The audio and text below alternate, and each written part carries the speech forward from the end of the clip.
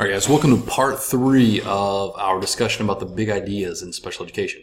Okay, so the next thing we're going to tackle is also one of your learning outcomes, and that's making the distinction between disability versus handicap. And there is a difference, one that most people are not aware of. So, what is the difference? Well, a disability, we talked about this a little bit earlier, a disability is a limitation in functioning in some capacity of that person. Okay, so things like dyslexia, that's a limitation in functioning of language. If someone who is intellectually disabled, i.e. mentally retarded, we'll talk about that term later, that is a limitation in cognitive functioning. So that is a disability. However, a handicap, technically, is a limitation that's imposed upon someone due to environmental factors. So it's not an inherent limitation in functioning. It's something that the environment imposes on someone. And we should be making that distinction between those two terms. So maybe pause for a second, read through those, rewatch that section if you need to. Really wrap your head around this idea of disability, which is an inherent limitation in functioning, versus handicap, which is a limitation imposed upon someone due to environmental factors.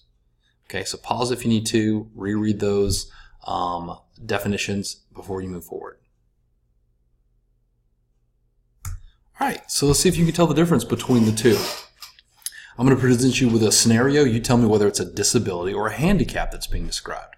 So Brittany has a specific learning disability and frequently cannot remember the steps to solve multi-step mathematical algorithms.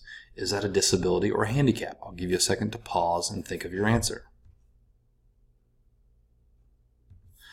Well, in fact, we're describing a disability there. Okay, so that's an inherent limitation in functioning. For her, it is, mathematical problem solving or mathematical reasoning or knowing the steps to solve these algorithms. That is a disability.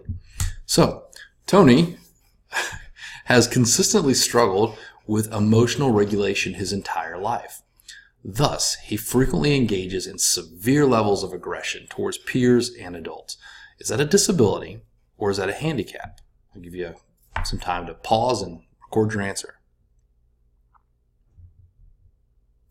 We're describing a disability there because he has an inability, this inherent inability to regulate his emotions, okay, in those situations, and therefore he lashes out aggressively.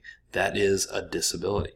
Now, Amar has muscular dystrophy and must use a wheelchair to get to school.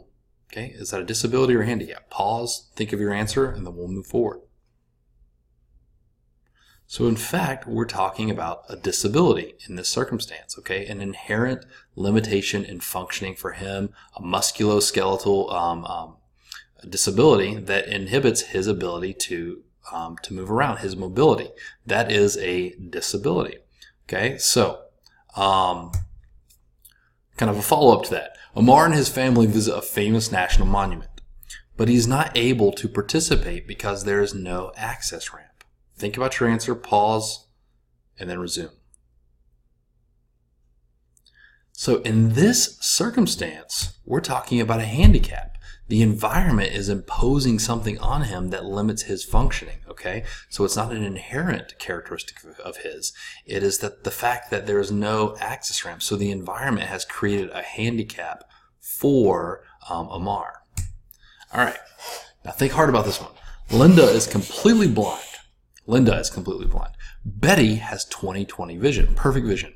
During a sleepover at a friend's house, they both cannot see how to get to the restroom in the middle of the night because the room is completely dark. In the context of this particular environmental situation, who is handicapped?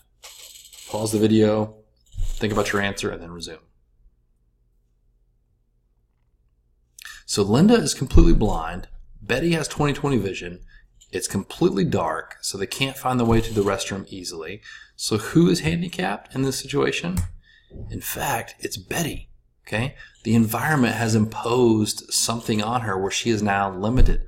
For Linda, she's completely blind. The fact that it's dark, the environment has no impact on her. It does not change her in any way. So in this context, Betty has the handicap because what the environment has done to her functioning. And that is really the distinction between disability and handicap, okay?